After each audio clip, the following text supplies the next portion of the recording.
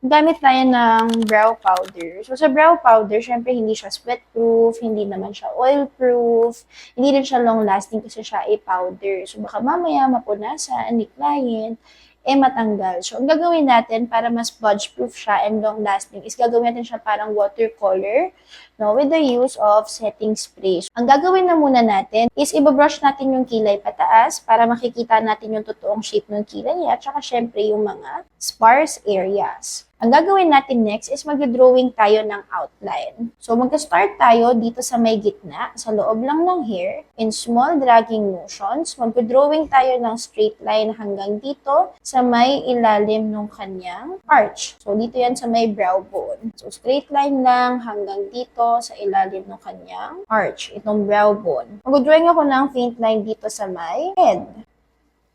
Yan. I think ito diretso na to. Yung kanina kasi pataas pala ang gawa ko. And then, mag-drawing naman ako ng line dito sa may taas. Okay? Dapat within the hair lang. Pero dahil nakabagsak ang buhok niya dito, medyo itataas ko yung drawing ko ng kaunti. Konting-konti. So, straight line hanggang dito sa may arch. So, kailangan natin i-maintain yung width or yung kapal ng kilay. Next naman natin gagawin is mag-drawing tayo ngayon ng arch. So, sa arch naman, somewhere here sa may center, dating ng arco, curve without lifting your brush, release, and then, i-drawing natin papunta rin sa may tail. Anong ganyan. Same deal sa ilalim, somewhere here, curve without lifting your brush, release, and then connect lang papunta doon sa may tail. Next is, mag-fill in tayo ng kilay. So, pag nag-fill in tayo ng brows, parang yung brow pen lang yan. So, dapat dito tayo mag-build ng intensity. Kapalan natin dito sa may dulo.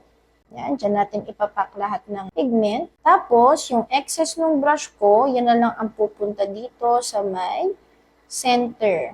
Ito, pwedeng i-blend pababa para hindi naman siya sobrang harsh. Pag ganyan, dahil wala namang buhok yan, din drawingan ko lang, pwede mo siyang ilagyan, but in tapping motion, para magkaroon siya ng tinta. And then yung dito, pataas lang ang fill-in natin nang magkaroon lang siya ng konting kulay. Tapos, bago tayo mag-conceal, i-blend natin yan para wala naman siyang harsh lines. Yan.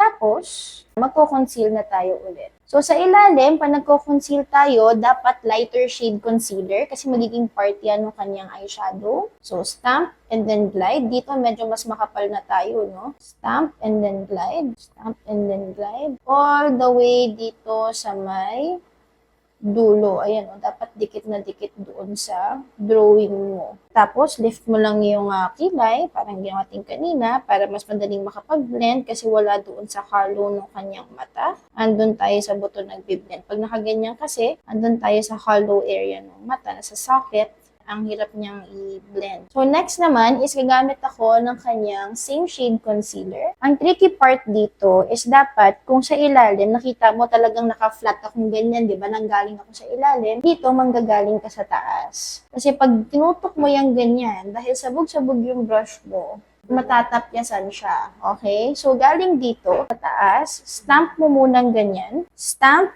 and then glide, dahan-dahan. Stamp, glide. So, ngayon, sagasaan mo lahat ng matataas, parang itong arco ang taas. Konting-konti. Ayan. And then, from here, ganun pa din, without lifting your brush, i-curve natin yan pababa. Yan. Tapos, dire-diretso dito, all the way sa baba. Yung excess ng brush ko, yun lang yung dadaan dito sa front para hindi naman siya sobrang structured.